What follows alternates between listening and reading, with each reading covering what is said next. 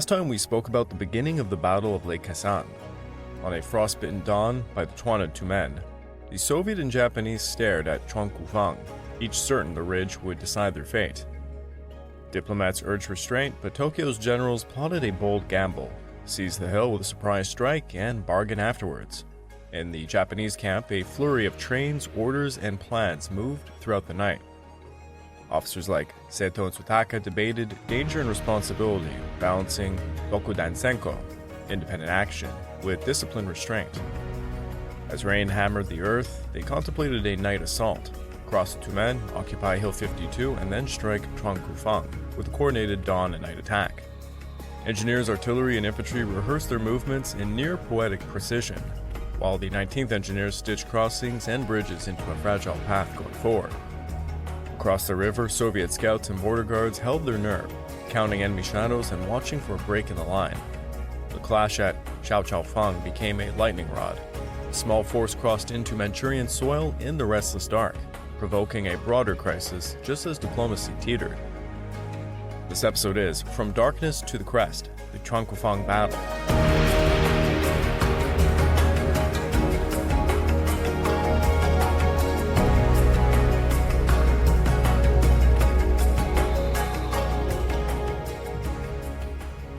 Hello and welcome back to the Fall and Rise of China podcast. I'm your dutiful host, Greg Watson. But before we begin, I just want to remind you all that this podcast is only made possible through the efforts of Kings and Generals over at YouTube. Perhaps you want to learn a bit more about the history of Asia?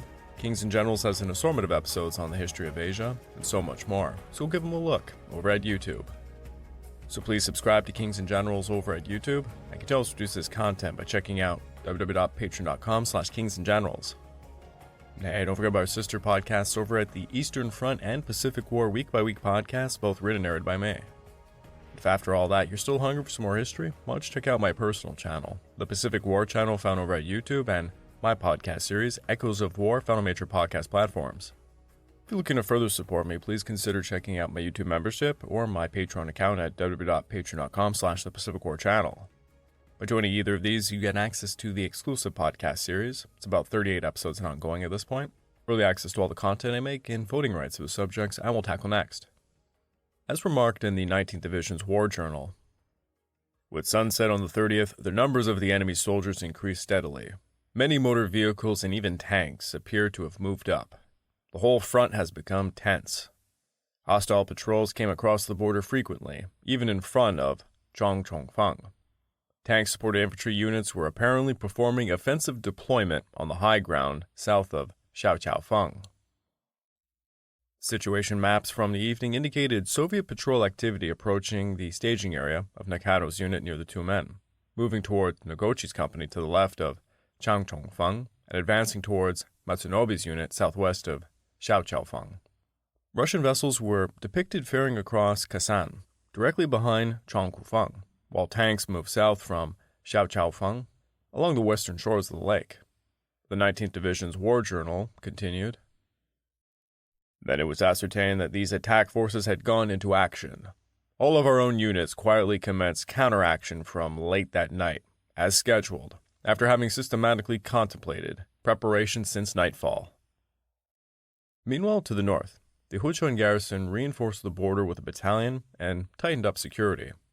All evidence supported the view that Tsutaka, in concept, and Seto, in his tactics, played the main part in the night attack planning and decisions.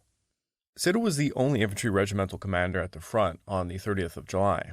One division staff officer went so far as to say that Tsutaka alone exerted the major influence, that Seto merely worked out the details, including the type of attack and the timing. Intertwined with that decision to attack Changkufeng was the choice of an infantry regiment, the 76th Regiment, which was responsible for the defense of the sector through its border garrison unit, but the latter had no more than 2 companies to guard a 40-mile border extending almost to Hunchan, and Okido's regimental headquarters was 75 miles to the rear at Nannam. Seto's 73rd Regiment was also at Nannam, while Cho's 74th Regiment was stationed another 175 miles southwest at Hamhong. Thus, the regiment nearest to Changkufeng was Seto's 75th, 50 miles away at Hyoyong. Although Tsutaka had time to shuffle units if he desired, Sasai suggested that troop movements from Nannam could not be concealed. From how young they might be termed maneuvers. Sutaka undoubtedly had favorites in terms of units as well as chiefs. Sato had served longest as regimental commander, since October of 1937. Okido's date of rank preceded Sato's, but Okido was not taking command until 1938. He and Cho were able enough, but they were unknown quantities. Sato and Cho were brand new colonels. Though Sato was best known to Sutaka and was familiar with the terrain, while he did not regard his regiment as the equal of units in the Kwangtung Army, or in the homeland, Sato's training program was progressing quite well. His men were rugged natives of Nagano and Tochigi prefectures. From the combat soldier standpoint, the Changkufeng incident was waged between picked regulars on both sides. The matter of quantitative regimental strength could have played no part in Sutaka's choice. The 74th, 75th, and 76th regiments each possessed about 1,500 men. The 73rd had 1,200. Even in ordinary times, every unit conducted night attack training, attended by Sutaka, but there was nothing special in July, even after the general inspected the 75th Regiment on the 11th. It had been said that the most efficient battalions were selected for this action. Although, of course, Sato claimed that all of his battalions were good, from the outset he bore the 1st Battalion in mind for the night attack and had it do a reconnaissance of the Changkufeng area. Some discerned no special reasons. It was probably a matter of numerical sequence, the 1st, 2nd, 3rd Battalions. Others called the choice a happy coincidence because of the 1st Battalion's splendid unity and the aggressive training conducted by Major Ichimoto, who had reluctantly departed recently for regimental headquarters. Coming from the 75th Regiment headquarters to take over the 1st Battalion was the 40-year-old aide, Major Akano.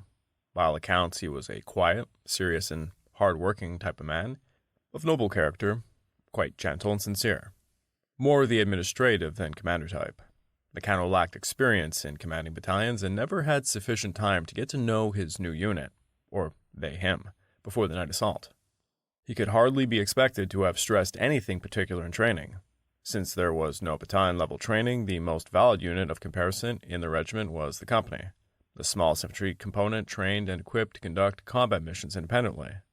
Sato valued combat experience among the subordinates. Nakano's 1st Battalion was considered a veteran force by virtue of its old-timer company commanders.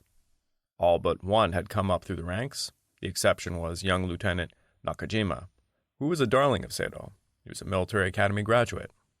For assault actions synchronized with those of the 1st Battalion, Sato selected Ito, the one line captain commanding the 6th Company of the 2nd Battalion, and Takeshita, the 10th Company commander, one of the 2 line captains of the 3rd Battalion. In short, Sato had designated 5 veteran captains and a promising lieutenant to conduct the night attack operations on the 30th of July, the first Japanese experience of the battle against the modern Red Army. During the last 2 weeks of July, numerous spurious farmers had gambled along the lower reaches of the Tumen, doing reconnaissance of the terrain, and they prepared a crossing for the assault. Scouts had operated on both the Manchurian and Korean sides of the river. Major Nakano had conducted frequent personal reconnaissance and had dispatched a platoon and patrol leaders, heavy weapons observation teams, and even the battalion doctor to Suzan Hill, to Changkufeng, and close to enemy positions. In Korean garb and often leading oxen, the scouts had threaded their way through the Changkufeng sector, sometimes holding up for the night to observe Soviet movements, soil and topography, levels of illumination and such. From this data, Nakano had prepared reference materials necessary for the assault. Hirahara, then located at the Kwochung BGU headquarters, had established 3 observation posts on some high ground to the rear. After Changkufeng had been occupied, Hirahara had set up security positions and routes there. Regarding Changkufeng, he had sought to ensure that even the lowest private studied the layout. Formation commanders such as Takeshita had volunteered frequently.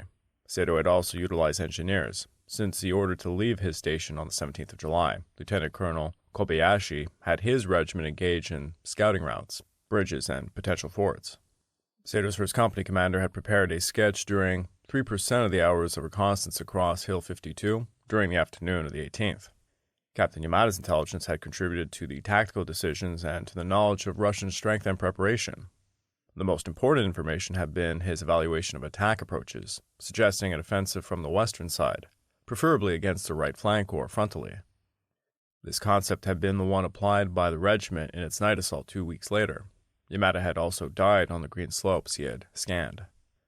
On the cloudy Saturday of July the 30th, it had drawn all to a close. The moment was at hand for the 75th Regiment to storm the Russians atop Changkufeng. Setting out from Fangchongting at about 10:30, Nakano's battalion, about 350 men strong, had assembled at a fork 1 kilometer southwest of Tronc Fong. The roads had been knee-deep in mud due to intermittent rain and downpours on the 29th and 30th of July. Now the rain had subsided, but clouds had blotted out the sky after the waning moon had just set at 10:30.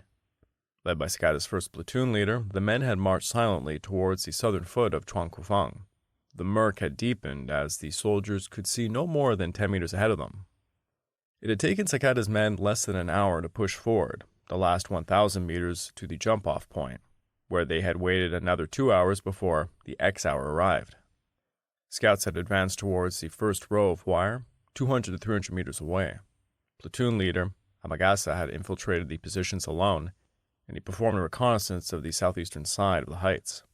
Sakata had heard from the patrols about the entanglements and their distance and makeup.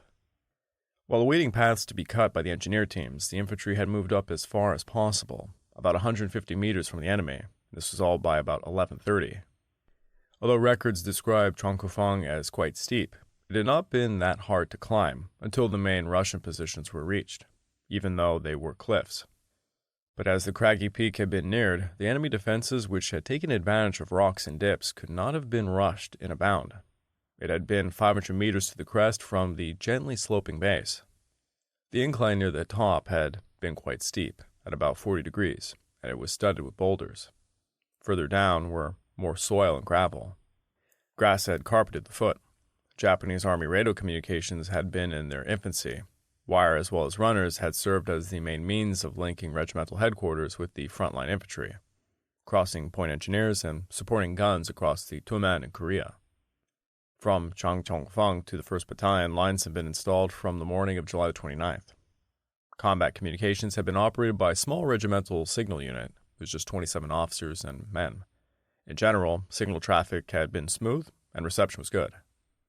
Engineer support had been rendered by one platoon, primarily to assist with wire-cutting operations. Akano had ordered his first company to complete clearing the wire by about 2 a.m., and at 11:30 the cutters had begun their work on the right with 3 teams under First Lieutenant Inagaki. Since the proposed breach had been far from the enemy positions and there were no outposts nearby, Inagaki had pressed the work of forcing the clearing. The first entanglements had been breached fairly quickly, and then the second. At about midnight, a dim light had etched the darkness, signaling success. There had been 2 gaps on the right. On the left side, Sakata's company had hoped to pierce the barbed wire in secrecy rather than forcing a clearing. Only one broad belt of entanglements, actually the first and third lines, had been reconnaissanced along the south and southeastern slopes. Sakata had assigned one team of infantry, with a covering squad led by Master Sergeant Amagasa, to the engineer unit under 2nd Lieutenant Nakajima. Covert clearing of a pair of gaps then had begun. The Russian stakes had been a meter apart, and the teams cut at the center of each section, making breaches wide enough for a soldier to wriggle through. To the rear, the infantry had crouched expectantly, while from the direction of Kasan, the rumble of Soviet armor could still be heard. At 12:10, when the first line of wire had been penetrated and the cutters were moving forward, the silence had been broken by the furious barking of Russian sentry dogs, and pale blue flares had burst over the slopes. As recalled by one Japanese engineer, "It had been as bright as day, if only fog would cover us, or it would start to rain." At the anticipated second line, the advancing clearing elements had drawn gunfire and grenades, but the Russians had been taken by complete surprise. Sakata said that their machine guns had been firing quite high. 2 engineers had been wounded. The security patrol on the left flank may have been the one drawing the immediate fire. Sakata had crawled up to Lieutenant Nagayamas' cutting teams. One party had been hiding behind a rock, with a man sticking out his hand, grasping for the stake and feeling for the electrified wire. Another soldier lay nearby, ready to snip the wire. The enemy had seemed to have discerned the Japanese, for the lieutenant could hear low voices. Although the cutters had been told to continue clearing in secrecy, they had now encountered a line of low barbed wire, and the work had not progressed as expected. Forced clearing thus begun, which meant that the men had to stand or kneel, ignoring hostile fire and devoting primary consideration to speed. The infantrymen, unable to delay, had crawled through the wire as soon as the cutters tore a gap. 10 meters behind the small breaches, as well in front of the Soviet positions, the Japanese had some trouble. They had reassembled piano wire traps a foot or so off the ground. The wires had been invisible in the grass at night, and as one soldier recalled, "You couldn't disengage easily. When you tried to get out, you'd be sniped at. The wires themselves could cut a bit too." Sakata had kept up with the clearing teams, and he urged them on. On his own initiative, Amagasa and his men breached the first and third lines of wire by about 150. Meanwhile, at 120, Akano had phoned Sato, reporting that his forces had broken through the lines with little resistance, and he recommended that the attack be launched earlier than 2 o'clock. Perhaps the premature alerting of the Russians had entered into Nakato's considerations. Sato had explained matters carefully, that is, rejected the suggestion, saying Changkufeng must not be taken too early, lest the enemy at Changkufeng be alerted. The entire battalion redeployed had been massed up for a charge up the slope. In an interval of good visibility, the troops could see as far as 40 meters ahead of them. A little before 2 o'clock, Nakano had sent runners to deliver the order to advance. When the final obstructions had been cut, Nagayama had flashed a light. Then a white flag had moved in the darkness, and the infantry had moved forward. Sakata's company, heading directly for Changkufeng's crest, had less ground to traverse than Yamada's, and the point through which they penetrated the wire had been at a fork, where they appeared to have been only 2 lines to be cut. The soldiers had crawled on their knees, and one hand had taken cover as soon as they got through. It had been about 2:15 when the battalion traversed the barbed wire and began the offensive. The Japanese Army manual had stated that unaimed fire was seldom effective at night, and that it had been imperative to avoid confusion resulting from wild shooting. At Tronku Fong, the use of firearms had been forbidden by regimental order. Until the troops had penetrated the wire, bayonets had not been fixed because of the danger to friendly forces. Once through the entanglements, the men had attached bayonets, but although their rifles had been loaded, they still had not been allowed to fire.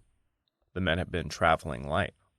Instead of the 65 pounds the individual riflemen might ordinarily carry in their knapsacks, with their weapons and ammunition, tools, supplies, and the rest of their clothing, each helmeted soldier had about 60 cartridges, none on his back, a haversack containing 2 grenades, a canteen, and a gas mask. To prevent noise, the regulations had prescribed wrapping metal parts of bayonets, canteens, sabers, mess kits, and shovels, picks, and hobnails with cloth or straw. The wooden and metal parts of the shovel had been separated, the canteen filled, ammunition pouches stuffed with paper, the bayonet sheaths wrapped with cloth. Instead of boots, the men had worn webbed-toed, rubber-soled ground socks to muffle the sound. Although their footgear had been bound with straw ropes, the soldiers occasionally had slipped in the wet grass. Considerations of security had forbidden relief of tension by talking, coughing, or smoking. Company commanders and platoon leaders had carried small white flags for hand signaling. In Sakata's company, the platoons had been disguised by white patches of cloth hung over the gas masks on the men's backs, triangular pieces for the first platoon, square for the second. Squad leaders had worn white headbands under their helmets. The company commanders had strapped on a white cross belt, the platoon leaders a single band. Officer casualties had proven particularly severe because of the identification belts that had been, rather conspicuous. Even when the officers had laid flat, Soviet illumination shells had made their bodies quite visible. On the left, the 2nd Company, about 80 men strong, had moved up with the platoons abreast and scouts ahead. About 10 meters that had separated the individual platoons, they advanced in 4 files. In the center were Sakata and his command team. The same setup had been used for Yamada's company and his 2 infantry platoons on the right. To the center and rear of the lead companies were the battalion headquarters, a platoon of Nakajima's 3rd Company, and the Kitahara Machine Gun Company, 20 meters from Nakano. The machine gun company had differed from the infantry companies in that there had been 3 platoons of 2 squads each. The machine gun platoons had gone through the center, breaching the entanglements with the battalion commander. Thereafter, they bunched up, shoulder to shoulder, and with the machine guns close to each other. Kitahara had led, 2 platoons forward, 1 back. The night had been so dark that the individual soldiers had hardly been able to tell who had been leading and who had been on the flanks. The 2nd Company had consolidated after getting through the last entanglements and had walked straight for Changkufeng's crest. From positions above the Japanese, Soviet machine guns covering the wire had blazed away at a range of just 50 meters. Tracers had ripped the night, but the Russians' aim had seemed quite high. Soviet illuminating shells, by revealing the location of dead angles amongst the rocks, had facilitated the Japanese approach. 50 meters past the barbed wire, Sakata had run into the second Soviet position. From behind a big rock, 4 or 5 soldiers had been throwing masher grenades. Sakata and his command team had dashed to the rear and cut down the Russians. The captain had sabred one soldier who had been about to throw a grenade at him. The Master Sergeant Onuki and others had rushed up and overran the Russian defenses. The Japanese had not even fired yet, or sustained any casualties.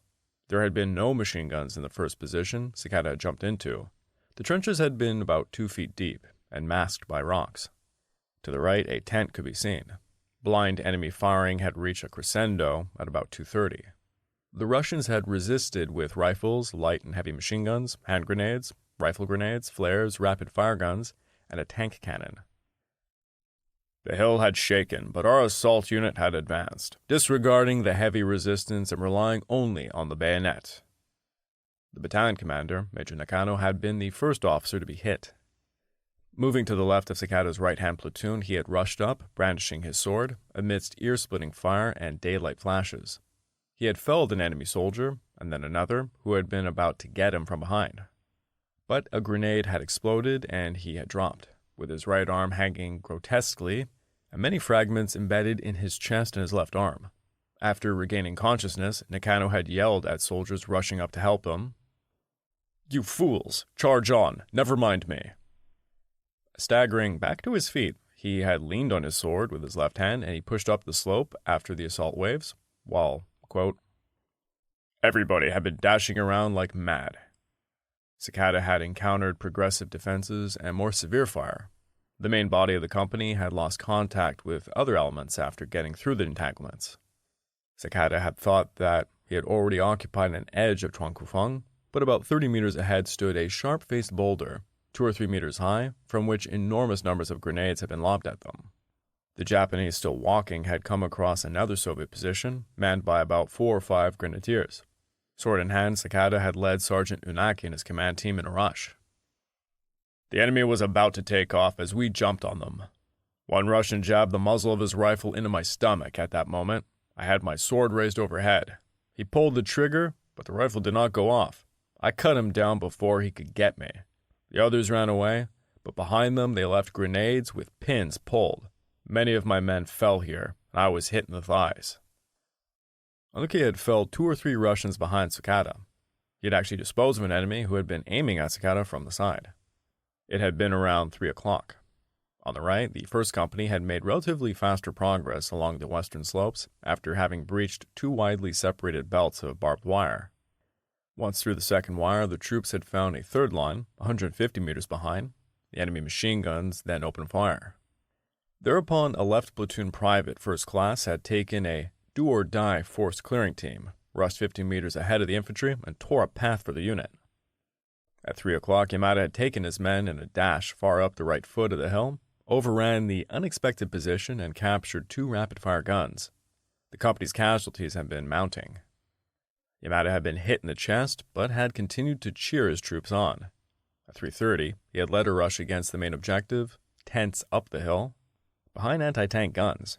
Yamada had cut down several bewildered soldiers in the tents, and had been shot again in the chest, gasping, "Tennoheka Banzai! Long live the Emperor!" He had fallen dead. His citation had noted that he had, quote, "disrupted the enemy's rear after capturing the forwardmost positions and thus furnished the key to the ultimate rout of the whole enemy line." Sergeant Chioda, though wounded badly, and several of the men had picked up their commander's body and moved over to join Lieutenant Inagaki. Over on the left, Kadawaki had charged into the tents with his platoon, and he had played his part in interfering with the Russian rear. After this rush, the unit had been pinned down by fire from machine gun emplacements, and Kadawaki had been wounded quite seriously. His platoon had veered left while watching for an opportunity to charge. Eventual contact was made with Sakata's company. The assault on the right flank had been failing. With the death of Yamada, command of the company had been assumed temporarily by Inagaki. He and his right flank platoon had managed to smash their way through the entanglements. Inagaki had sought to rush forward, sword in hand. Furious firing by Soviet machine guns coupled with hand grenades had checked the charge. Losses had mounted. Still another effort had bogged down in the face of enemy reinforcements, supported by tank-mounted machine guns. Likewise, Russian tanks and trucks were appearing just behind Changkufeng. Sergeant Xiaoda had been trying to keep the attack moving. Again and again, he had pushed towards the Soviet position with 5 of his surviving men, but it was to no avail. The left flank platoon sought to evade the fierce fire by taking advantage of the rock cover and hurling grenades. Finally, a private first class had lobbed in a grenade, rushed the machine gun, and silenced the weapon. By now, precious time and lives had been lost. Either instinctively or by order, the first company had been shifting to the left, away from the core of the enemy fire net. Inagaki had decided to veer left in a wide arc to outflank Tronku Fong from the same side where the second company had most of the battalions in the attack. There would be no further attempts to plunge between the lake and the heights or to head for the crest from the rear. Military maps had indicated that remnants of the first company had displaced to the second company an area at about 4 o'clock, sometime after the last charge on the right of Yamada. Over on the left front, in the sector facing the main defenses on the Changkufeng Crest, Sakata had fallen after being hit by a grenade. A machine gunner had improvised a sling. I had lost a lot of blood, and there were no medics. Onoki, my command team chief, who had been acting as platoon leader, had been killed around here as well. I had ordered Warrant Officer Kuriyama to take the company and push on until I could catch up. As Sakata lay on the ground, he had seen the battalion commander and Nakajima's company move past him in the darkness. Akano had said not a single word. Sakata had not known the major had been maimed himself. I still hadn't felt intense pain. I had rested after the first bad feelings. In about 15 minutes, I had felt well enough to move up the hill and resume command of my company. With both Nakano and Sakata wounded, individual officers or non-coms had kept the assault moving. The first platoon leader, Kuriyama, had been securing the first position after overrunning it, but had become worried about the main force. On his own initiative, he had brought his men up the hill to join the rest of the company, while the battalion aide, 2nd Lieutenant Nishimura, had made arrangements to deploy the heavy machine guns and reserve infantry in support.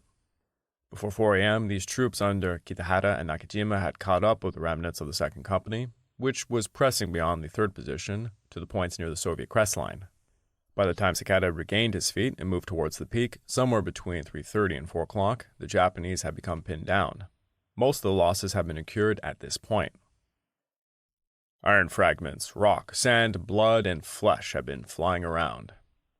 Grenades had caused the wounds after the men had penetrated the barbed wire. Death had been inflicted mainly by the Soviet hurricane of small arms and machine gun fire, and by ricochets ripping from man to man.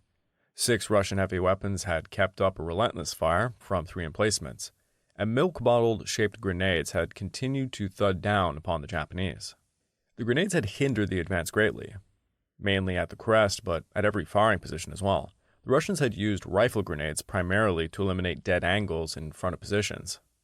There had been low piano wire between firing points, and yellow explosives had been planted amidst rock outcroppings and in front of the emplacements. The Russians had relied exclusively on firepower. There had been no instance of brave enemy charges employing cold steel. Only 20 meters from the entrenchments atop Changkufeng, Kitahara had been striving to regain the initiative and to hearten the scattered, reeling troops. One Japanese army motto concerning the mental attitude of commanders had this to say: "When surprised by the enemy, pause for a smoke." Kitahara had stood behind a rock without a helmet, puffing a cigarette calmly, a sight which really cheered on the men. Sakata could not forget the scene. "This really happened," something that he wrote respectively. As soon as Sakata had reached the forward lines, he had joined Kitahara, who was the senior officer and the de facto battalion commander till then, and 3 other enlisted men. All had been pinned behind a large boulder, the only possible cover, which had jutted in front of the Soviet crestline positions. Fire and flame had drenched the slopes, grenades from the peak, machine guns from the flanks. The eastern skies had been brightened and faces were discerned. Troubled by the stalemate, yet not feeling failure, Sakata had said nothing about his own wounds, but he had told Kitahara he would lead his 2nd Company in a last charge up the left side of Changkufeng if only the machine gun company could do something about the enemy fire, especially some Soviet tanks which had been shooting from the right. The enemy must have learnt by now that our forces were scanty, for the Soviets exposed the upper portions of their bodies over the breastworks, sniped incessantly, and lobbed illuminating shells all around us. Agreeing with Sakata that the blind Japanese would have to take some kind of countermeasure to allow his 2 available heavy machine guns to go into concerted action, Kitahara ordered the illuminating rounds fired by the grenade dischargers. He had clambered atop the boulder and squatted there amidst the furious crossfire to spot for his guns, still only 20 meters from the Russian lines. Perhaps it had been the golden spark of Kitahara's cigarette, perhaps it had been the luminescence of his crossbands. But hardly a moment later, at 4:03 a.m., a sniper's bullet had caught the captain directly between the eyes, and he toppled to his death. Nakajima had wanted to support Sakata's stricken company as well.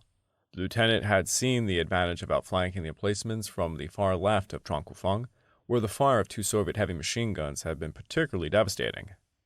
Nakajima had swung his reserve unit around the crest to the southwest side, pressing forward through deadly grenade attacks, and had managed to reach a point 10 meters from the Russian positions. Perched on the cliff's edge, he had prepared to continue. Nakajima, who had been calming his men and looking for a chance to advance, leaped up and shouted, "Right now, charge!" Sword firmly in his hand, he led his forces to the front on the left and edged up against the crest emplacements. But the enemy did not recoil. Grenades, machine gun fusillades burst far above all sides. Men fell one after another. During this final phase, a platoon leader and most of his key non-coms were all killed. A runner standing near Nakajima was hit in the head by a grenade and he collapsed. Nakajima picked up the soldier's rifle, took cover behind a boulder, and he tried to draw a bead on a Russian sniper, whom he could see dimly about 20 meters away through the lifting mist. But a bullet hit him in the left temple, and he pitched forward, weakly calling, "Tenoheka Banzai." Private First Class held the lieutenant up and pleaded with him to hang on, but the company's commander's breath grew fainter, and his end was at hand. The time was 4:10 a.m. Nakajima's orderly said of the event, "Lieutenant Nakajima charged against the highest key point on Changkufeng, leading the reserve unit, and ensured the seizure of the hill. The lieutenant was wearing the boots which I had always kept polished, but which he had never worn till that day." Akai Shizawa added that Nakajima had purified himself in the waters of the Tumen before entering combat in a traditional fashion. Lieutenant Yanagihara had penned a tribute to his young fellow officer, the resolute samurai as he called him. Lieutenant Nakajima had been expecting a day like today. He was wearing brand new white underclothes and had wrapped his body with white cloth and a 1,000-stitch stomach band which his mother had made for him. Was not the lieutenant's end the same as we find in the old Tanka verse? Should you ask, what is the Yamato spirit, the soul of Japan? It is a wild cherry blossom glowing in the rising sun. On this main attack front, Soviet heavy machine guns and tanks had continued to deliver withering fire against the Japanese remnants, while Russian snipers and grenadiers had taken an increasing toll. Shortly after 4 o'clock, enemy reinforcements had appeared on the northeastern edge. Of the company commanders, only Sakata had been alive. The other 3 officers had died between 3:30 and 4:30. A machine gunner who had been pinned down near the crest had commented, "It must have been worse than Hill 203. This is, of course, a reference to the bloody Russo-Japanese War. Between a half and 2/3 of each company had been dead or wounded by then. Sakata had still been thinking of ways to rush the main positions. After Kitahara had been shot down, he had moved around to investigate. A colleague added, "The agony of the captain's wounds had been increasing. He rested several times to appease the pain while watching intently for some chance to charge once more." Now Sakata had been wounded again by grenade fragments tearing into the right side of his face. It hadn't been so serious, Sakata would insist. As he limped about, he could see his platoon leader, Kuriyama, sniping at a Russian grenadier. Much would depend on the effectiveness of supporting firepower. With the death of Kitahara, control of the machine gun company had been assumed by Master Sergeant Harayama. There had been almost no time to coordinate matters before Kitahara had fallen, but Harayama as well as Sakata had known that the infantry could not break loose until the Soviet heavy weapons had been suppressed. Working with another sergeant, Harayama had ordered his gunners to displace forward and rush the positions 20 meters away. The one heavy machine gun set up for action had been the first to fire for the Japanese side at Changkufeng. after its crew had manhandled it the last few meters to the first Soviet trench below the Crest. The trench had been empty. Thereupon the gunner had opened up against tents which could be seen 20 meters to the rear. Other friendly machine guns had begun to chatter. Kuriyama had dashed up and secured the southeast edge of the heights. Enemy resistance had begun to slacken. What appeared to be two small Soviet tanks, actually a tank and a tractor, had been laying down fire near the tents in an apparent effort to cover a pullback. The two vehicles had advanced towards the Japanese and sought to neutralize the heavy machine guns. The squad leader had engaged the tractor, set it afire, and shot down the crewmen when they tried to flee. Next, the tank had been stopped. The Japanese lead gun had consumed all of its armor-piercing ammunition, 3 clips or about 90 rounds, in about 10 to 15 seconds. No more AP ammunition had been available. 1 box had been with the last of the 6 squads struggling up the heights. "More AP," the first squad leader yelled, signaling with his hand, which had at that moment been hit by a Russian slug. A tank machine gun bullet had also torn through the thumb and into the shoulder of the squad machine gunner, whereupon the 21-year-old loader had taken over the piece. Similar replacements had occurred under fire in all the squads, sometimes more than once in the same unit. As Sakata said, "It had been a fantastic scene, just like grasshoppers, but they had finally neutralized the heavy weapons." The knocked-out Russian vehicles had begun to blaze while the eastern skies had lightened. New enemy tanks, some said that there was actually many of these, others merely 3, had lumbered up the slopes, but the Japanese heavy machine guns had continued to fire on them, and the tanks had stopped. If the machine guns had gone into action minutes later, the Russian armor might have continued to the top, from which they could have ripped up the surviving Japanese infantrymen. "So we gunners fired and fired. I could see my tracers bouncing off the armor, for there was still no AP. We also shot at machine guns and infantry. Since we carried little ammo for the night attack, my gun ran out, but by then the enemy had been ousted. We had originally expected that we might have to fire in support of the infantry after they took the Crest. We lost none of our own heavy machine guns that night, overran 4 Maxims, and captured mountains and mountains of hand grenades. By dawn, however, our machine gun company had lost more than half of its personnel, about 40 men. The light machine gun squad leader had been wounded in the hand by a grenade near the site where Sakata had been hit. Nevertheless, the superior private had clambered up the slope with his men. After 4 o'clock, when he and his squad had been pinned down, with the infantry below the Crest, he had heard Japanese heavy machine guns firing towards the foe on the right. "Our units were in confusion, bunched up under terrific fire in the small area. Getting orders was impossible, so I had my light machine guns open up in the same direction at which the heavies were firing. We could identify no targets, but tried to neutralize the enemy, located somewhere on the Crest. Although Soviet flares were going off, we never could glimpse the enemy clearly. But we heard the Russians yelling, 'Hurrah!' That ought to have been the signal for a charge, but here it meant retreat." But of the 10 men in the Japanese machine gun squad, only 4 had been in action when the dawn had come. The turning point had arrived when the machine guns belonging to Sakata and the reserves of the late Nakajima had torn into the Russian emplacements, tanks, and tents behind. Others had said the key had been the fire of grenade dischargers belonging to the same units. A high-angle weapon, the grenade discharger had been light, effective, and ideal for getting at dead space. In terms of ammunition, it had been especially useful, for it could fire hand grenades available to the average foot soldier. Undoubtedly, the combined action of the grenade dischargers and the machine guns, heavy and light, had paved the way for the last charge by the infantry.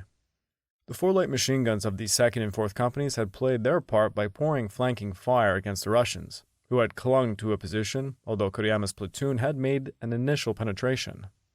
At about 4:30, Japanese assault forces could be seen dimly in the light of dawn, exchanging fire with the Russians only a few meters away on the southern edge of Tronc Fong Hill. At the same time, on the northern slopes, enemy reinforcements numbering 50 men with trucks and tanks had been scaling the hill. At around 4:45, Japanese grenades began to burst over the heads of the last enemy atop Changkufeng. The Russians had wavered. After the heavy weapons had finally begun to soften up the Soviet positions, Sakata had judged that there were not many Russians left. He had jumped into the first trench, ahead of his only surviving platoon leader, Kuriyama, and several soldiers. 2 of the 3 Russians had been disposed of, the rest had fled. By then, the 2nd Company had been chopped down to just a platoon, about 40 men still alive. There had been no cheer of banzai. As journalists had written, it would have drawn fire to stand up and raise one's arm. But Sakata had remained proud of the assertion by Sado that from Changkufeng he had observed the last rush and he knew the real story. That, quote, Sakata was the first to charge the peak. The regimental geologist wrote of Sakata that he cut through iron, penetrated mountains, and conquered bodily pain. As for Inagaki, about 15 or 20 minutes after the badly wounded Sakata had managed to reach the point where Kitahara and Nakajima had been pinned down, near the crest line, the lieutenant had arrived with the remnants of Yamada's company, probably at about 4:20. The records indicate that Sakata had been able to coordinate the next actions with Inagaki, despite the storm of fire. The acting battalion commander, Sakata, resumed the charge with a brand new deployment, his second company on the right wing, and the first company on the left. But actually, all Sakata could think of had been to charge. It had been so confused, during the time, to issue anything like normal orders as an acting battalion commander. About all I remember asking Inagaki was, "What are you doing here? What happened to your company commander?" I think he told me that Yamada had been killed, and resistance on the right flank had been severe. Undoubtedly, he acted on his own initiative in redeploying, nor was there any particular liaison between my company and Inagaki's force.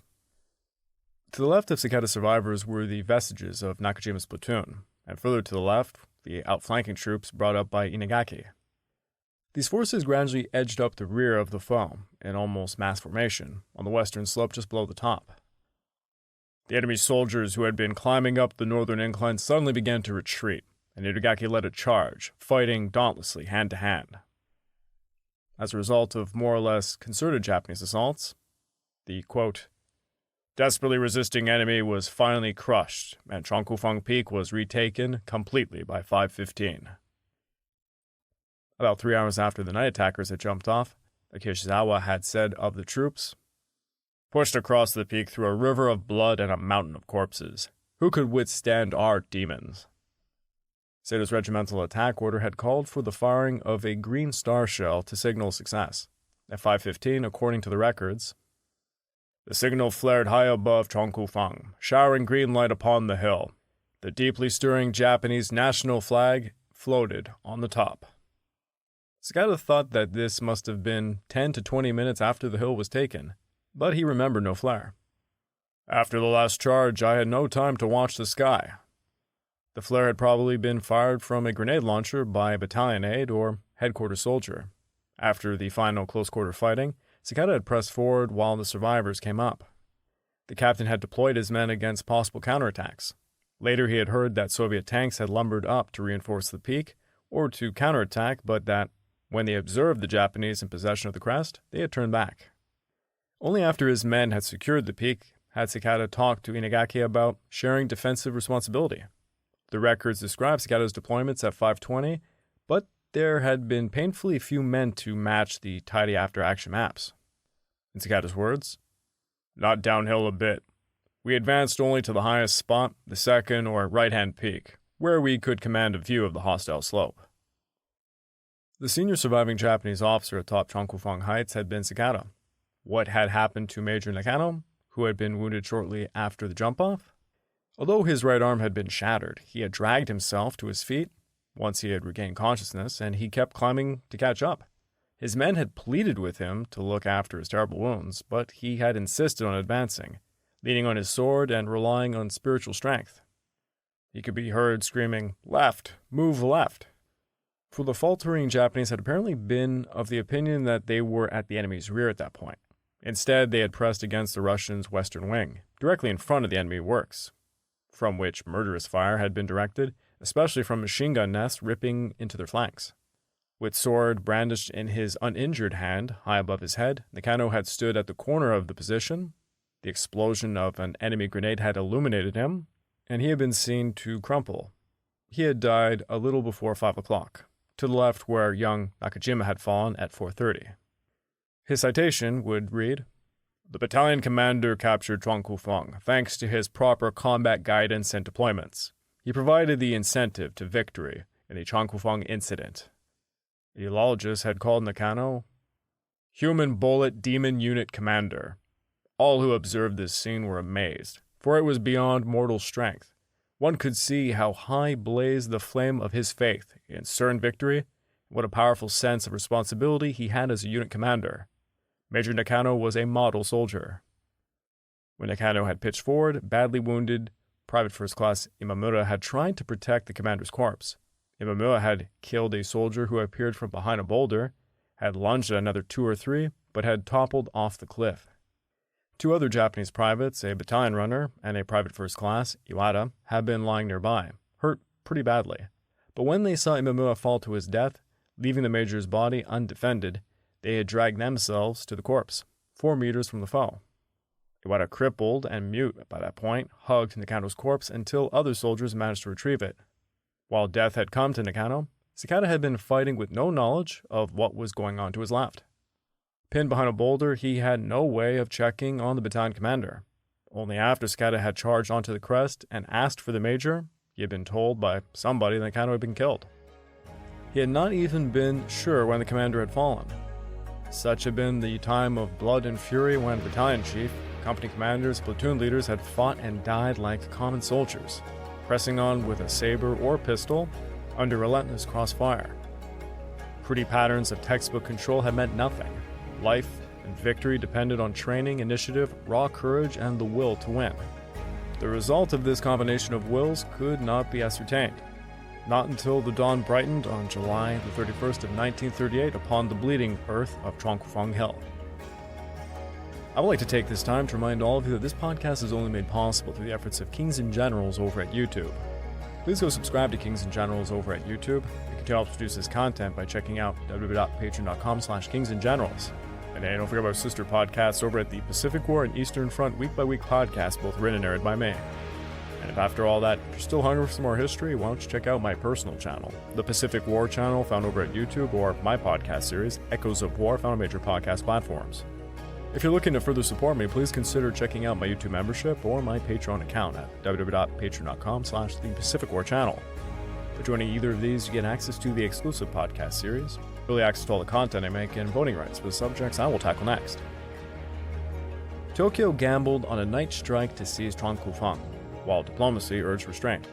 Amidst mud, smoke, and a moonless sky, Akano led the 1st Battalion, supported by Nakajima, Sakata, Yamada, and many others. One by one, officers fell, wounds multiplying, but the resolve held. By 5:15, shattered units regrouped atop the peak, their flag rising as dawn bled into a costly but hard-won victory.